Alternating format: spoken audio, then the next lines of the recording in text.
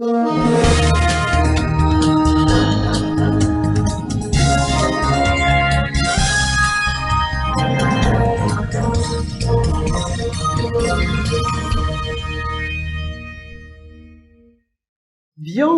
sur votre émission Pas de vie. Mesdames et messieurs, bonjour. Alors, la situation de la femme en Afrique, plus précisément au Bénin, puisque nous sommes au Bénin, continue de faire réfléchir. Pour une analyse pertinente et objective de la situation des conditions de vie et de travail des femmes en Afrique au général, au Bénin en particulier, alors nous allons recevoir une femme qui a beaucoup étudié la question. Elle a pour nom Mariette Glito, épouse d'Ousso. Elle est ingénieure des travaux de laboratoire. Elle est la présidente du conseil d'administration de OSAM ONG, qui est une organisation de services d'aide à la mère et à l'enfant. Elle est aussi mère au foyer. Madame Dousso, bonjour. Bonjour, Madame la journaliste. Et bienvenue. Merci. Alors, nous allons parler de cette situation que vous connaissez bien. C'est la situation de la femme en Afrique. Et le cas du Bénin nous intéresse le plus. Lorsqu'on dit femme, quelle est l'image que cela projette? Ça vous fait penser à quoi, Madame Dousso? Merci, Madame la journaliste. Quand on parle de la femme africaine, au premier abord, ça renvoie à l'image de la femme dans son triple rôle de ménagère, Oui. d'épouse et de mère. Alors, l'image que cela nous renvoie, c'est cette femme-là, réduite à aller au champ, peut-être rester dans le ménage pour faire des travaux domestiques. Est-ce qu'aujourd'hui, c'est cette image-là qu'il faut garder de la femme ou l'image a évolué entre-temps? Je dois vous dire que cette image de la femme a beaucoup évolué dans le temps. Vous savez, le Bénin, à l'instar de la plupart des pays d'Afrique, est resté pendant longtemps très traditionnaliste. Oui. Et les femmes sont restées sous la domination des hommes sur tous les plans, je dois dire. Et elles sont restées confinées dans les travaux domestiques. Mais qu'est-ce qui a considérablement changé? Oui. C'est qu'avec la modernisation, vous savez avec moi que les filles de nos jours sont beaucoup plus scolarisées que par le passé. Ça, c'est sûr.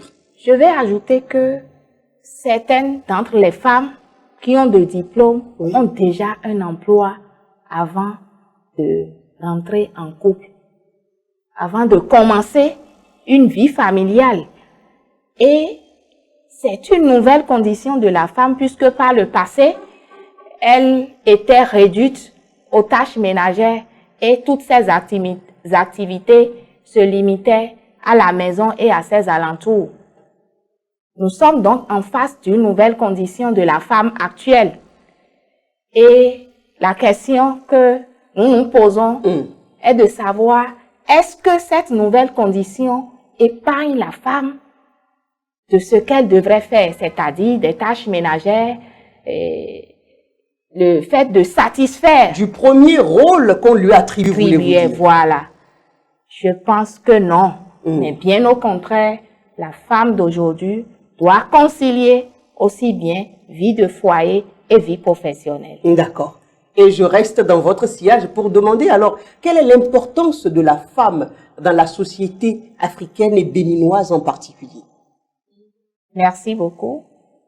Pour parler de l'importance de la femme dans la société en général, je dois vous dire d'entrée que la femme est porteuse de la vie. Et en tant que porteuse de la vie, elle est gardienne de l'humanité. Oui. Vous êtes d'accord avec moi? C'est ça. Voilà. Outre son rôle de mère, la femme doit s'assurer que les besoins fondamentaux de l'enfant sont satisfaits. Elle travaille dur pour s'assurer de ce que les enfants reçoivent une bonne éducation qui leur permet d'être compétent. Et vous savez, il y a les données de l'Organisation de la coopération pour l'économie et le développement. Il y a eu des données récentes sur la femme qui ont montré que, voilà, sur le continent africain, 70% de la production agricole est faite par les femmes. Ben oui, elles sont nombreuses à être au champ. Elles labourent, elles sèment, elles font plein de choses à la fois. Et ce n'est pas tout. 90% de toutes les denrées alimentaires sont produites par les femmes. Wow. Un peu comme pour vous dire, si nous mangeons aujourd'hui, c'est grâce à la femme. À la femme, bien sûr. Et donc, son importance n'est plus à démontrer. À tous les niveaux, voulez-vous dire? Je dois vous dire que sur le plan économique, quand vous prenez le secteur de l'artisanat, oui, les femmes sont majoritairement présentes, pour ne pas dire que elles sont pleines dans le secteur, aussi bien de l'agriculture, passant par le commerce et l'artisanat. Au Bénin, les femmes sont majoritairement présentes. Et je peux ajouter que au plan politique, les femmes béninoises essayent, je vais dire, de se battre. Et de se trouver une petite place parmi les hommes. Elles tentent d'inscrire leur nom dans l'histoire politique du Bénin. Et il y en a qui ont déjà inscrit leur nom. Vous savez qu'il y a tellement de choses encore à faire. Et puisqu'on en parle, ce qui ne va pas, que vit-elle cette femme-là, la femme béninoise? Que ressent-elle? Que souffre-t-elle? Je veux parler là du diagnostic global de cette discrimination. Parce que quand vous avez développé, on a compris qu'elle est au four et au moulin, que c'est elle qui nourrit l'économie, elle rehausse l'économie, c'est elle qui se bat, c'est elle qui est gardienne de la société, mais son rôle est relégué, carrément elle est reléguée au second rang ou je dirais au dernier rang.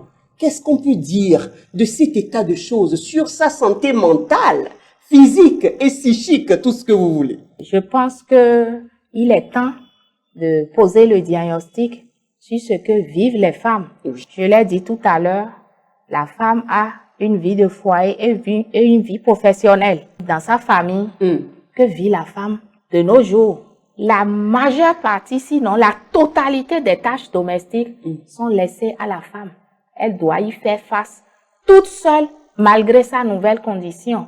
Ce n'est plus le rôle précaire ou primaire. Voilà. Aujourd'hui, elle est au four et au moulin. Vous, par exemple, vous êtes ingénieur des travaux de laboratoire. Vous devez être au service. Vous devez faire la cuisine pour votre époux, pour les enfants. S'assurer qu'ils vont à l'école, qu'ils ont bien travaillé. C'est tout un ensemble. Bien que la femme doit faire face toute seule à toutes ces tâches domestiques, ce n'est même pas reconnu comme un travail. Ce n'est pas rémunéré. Vous le savez très bien. Et au sein de la famille, les conjoints ne soutiennent pas les femmes comme cela se doit. Et même les autres membres de la famille.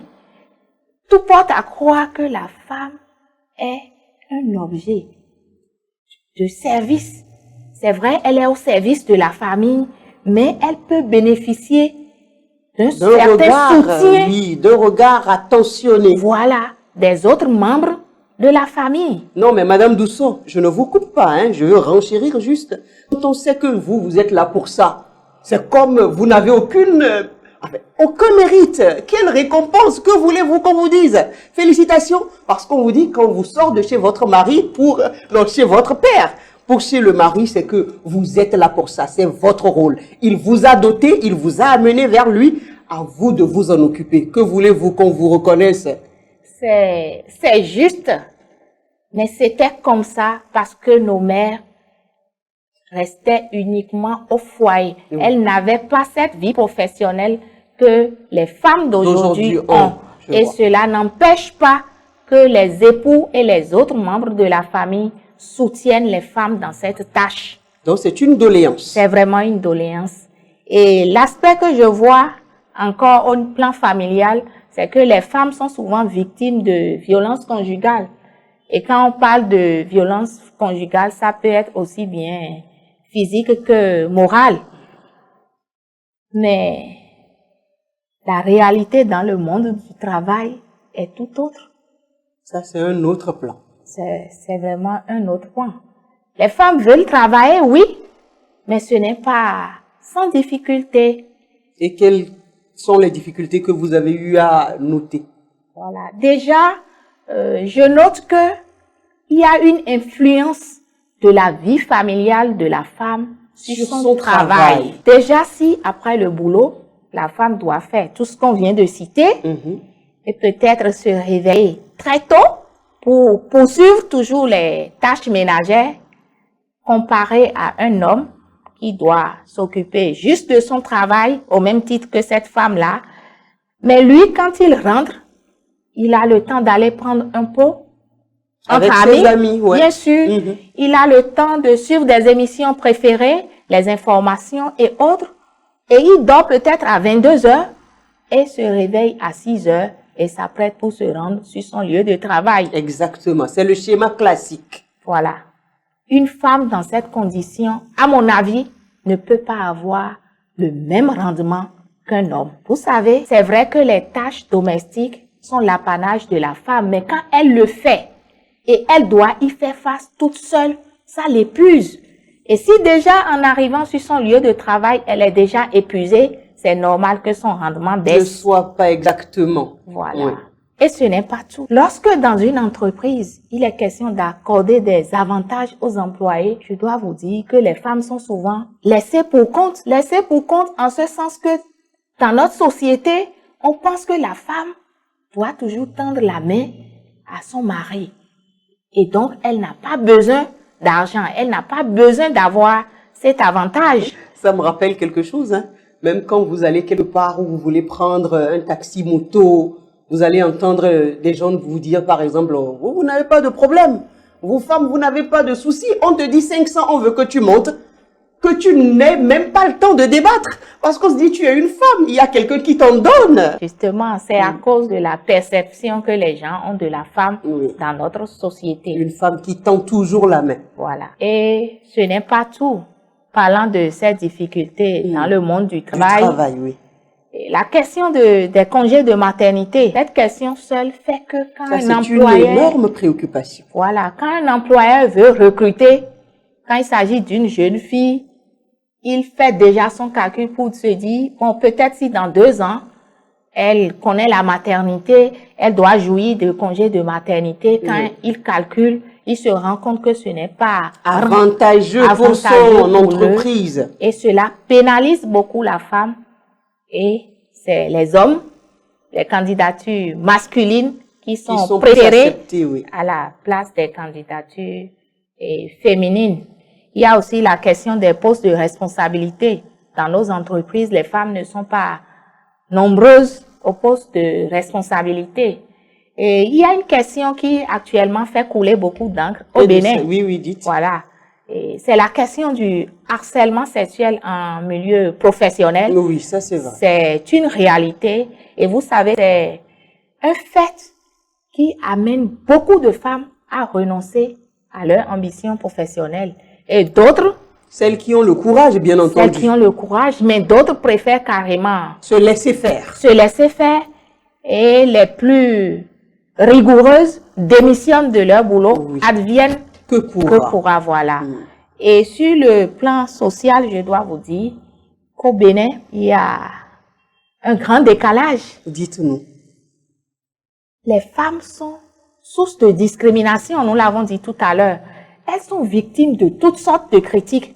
Vous savez, si une femme réussit ou accède à un poste de responsabilité, il n'est pas rare d'entendre par exemple, ah oui, elle s'est enfin donnée. Pour pouvoir... Elle est passée à la casserole. Voilà. Pour pouvoir accéder à cette position-là. Parce qu'on ne pense pas qu'avec ses seuls mérites, elle puisse être capable. Voilà. Alors qu'au fond, la femme a du potentiel.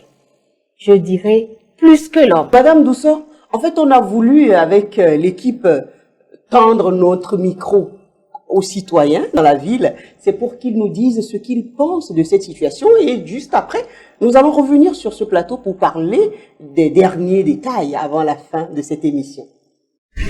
Aujourd'hui, on est une femme et on dit pourcentage là, c'est 100 là.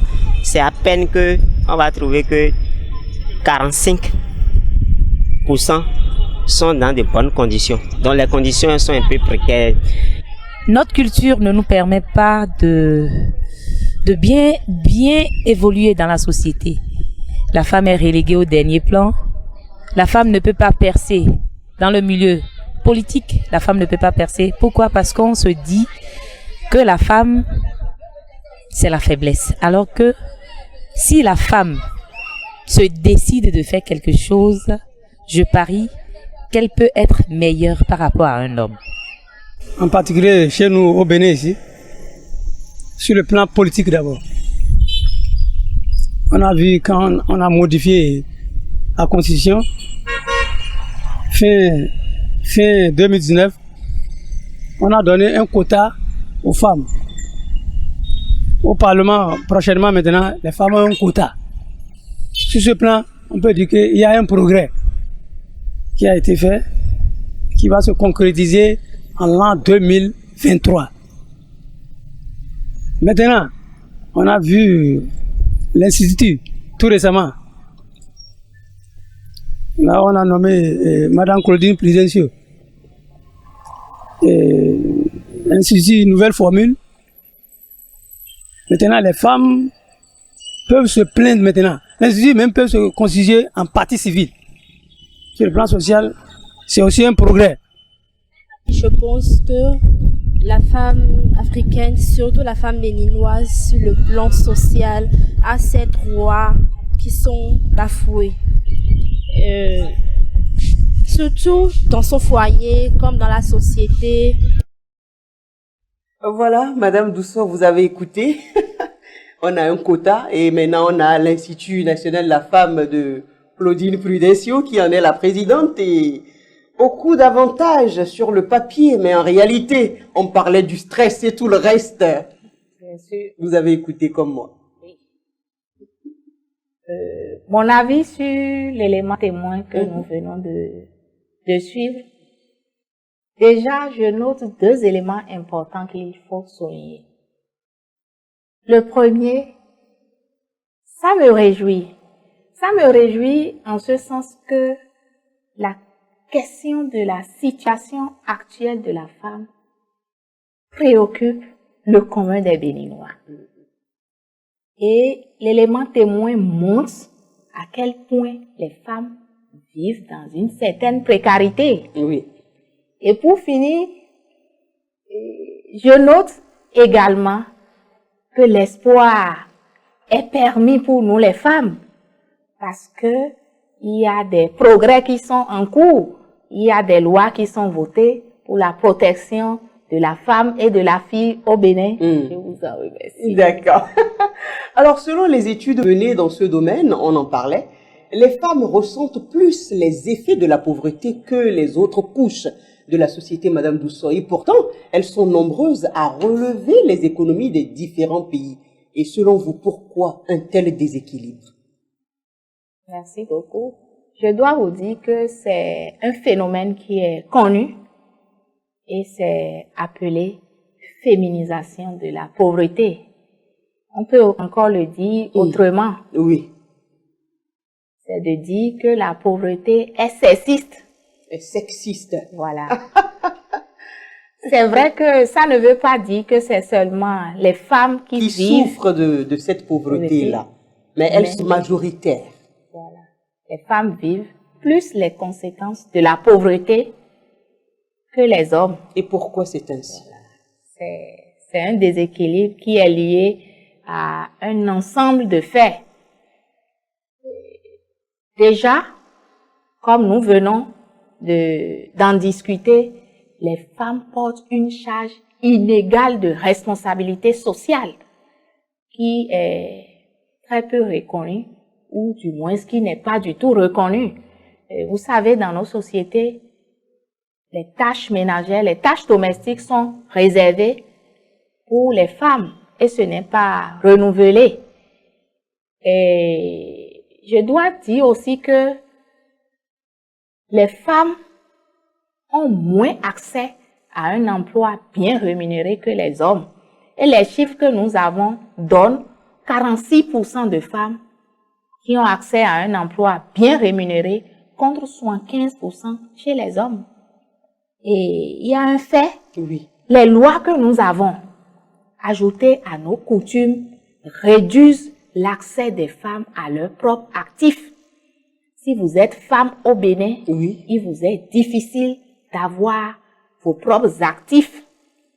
C'est une situation qui maintient les femmes dans une position de dépendance des femmes vis-à-vis des hommes. Économiquement, les femmes dépendent Des hommes. Oui. Et il y a quelques chiffres. J'ai lu que dans un pays en voie de développement comme le nôtre, Oui. seulement une femme sur 3 a son mot à dire dans les dépenses du ménage. Alors que tout à l'heure, nous avons dit, c'est elle le pilier de la famille. Le pilier de l'économie. Alors, que sûr. faire, selon vous, pour améliorer les conditions actuelles de la femme béninoise? Merci, madame.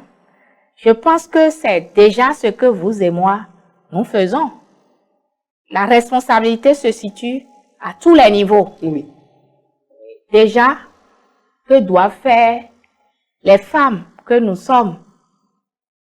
C'est déjà de prendre conscience de cette situation-là et de travailler pour notre autonomisation.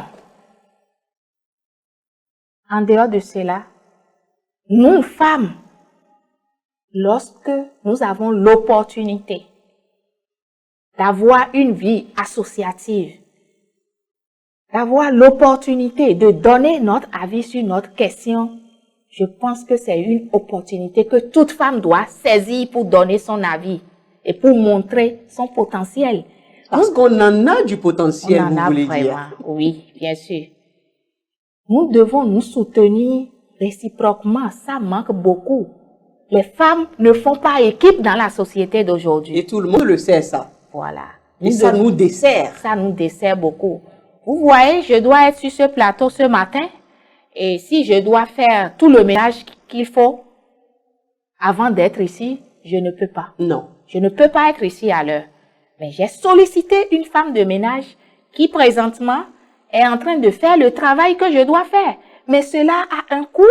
Non seulement cela a un coût, mais nous les femmes, nous devons bien traiter ces personnes-là qui se sacrifient pour nous soutenir. Pour nous donner un coup de main de temps en temps. Voilà, c'est un peu ça. Oui, mais on vous dira, Madame Douceau, c'est parce que vous en avez les moyens de solliciter ce service-là. Il y en a beaucoup qui n'en ont pas. Ça aussi, c'est une insuffisance. Oui, c'est une insuffisance. C'est la raison fondamentale pour laquelle nous disons que les femmes doivent travailler pour d'abord sortir de cette précarité. Je me suis présentée au début de cette émission comme femme fonctionnaire, mère au foyer. Mais également, je suis présidente de l'organisation de services d'aide à la mère et à l'enfant. C'est une ONG. Et je dois vous dire qu'au sein de cette ONG, nous avons une cellule d'aide à la fonction de la mère. Que faisons-nous au sein de cette ONG? Ce que nous faisons au sein de cette ONG, Oui. beaucoup d'autres ONG peuvent faire de même pour travailler à l'amélioration des conditions de la femme. Déjà, c'est de communiquer autour de la question comme nous le faisons et d'amener les femmes, comme je l'ai dit tout à l'heure, à prendre conscience de leur situation et à travailler pour sortir de la précarité. Oui. Et ce n'est pas tout. Nous proposons des alternatives aux femmes qui ont des difficultés. La garde des enfants, la gestion du temps, comment améliorer sa gestion du temps pour être compétent, pour être efficace. Et aussi, nous travaillons à la valorisation de certaines fonctions, telles que le travail de la ménagère, c'est très important. le travail de C'est la un cuisinière. travail très épuisant d'ailleurs. Oui, le travail de la cuisinière, le travail de la nono. Nous travaillons pour que ce soit reconnu comme un travail formel, reconnu et très bien rémunéré. Et il y a un travail que nous faisons également auprès des femmes, c'est que ces personnes qui nous soutiennent soient bien traitées. Et je reviens au phénomène de vie Domingon. La maltraitance des filles, des petites filles qui nous servent dans les ménages. Ça, c'est fréquent. C'est un fléau contre lequel notre ONG se bat tous les jours. Nous allons certainement y revenir. Bien sûr, Madame la journaliste. Madame Mariette Glito, épouse d'Ousso, et nous en arrivons ainsi au terme de notre émission Pas de vie. Merci beaucoup à vous de nous avoir suivis. Je rappelle donc qu'elle est ingénieure des travaux de laboratoire et elle est la présidente du conseil d'administration de l'organisation de services d'aide à la mère et l'enfant aux âmes ONG et aussi mère au foyer. Merci et à très vite pour un nouveau numéro.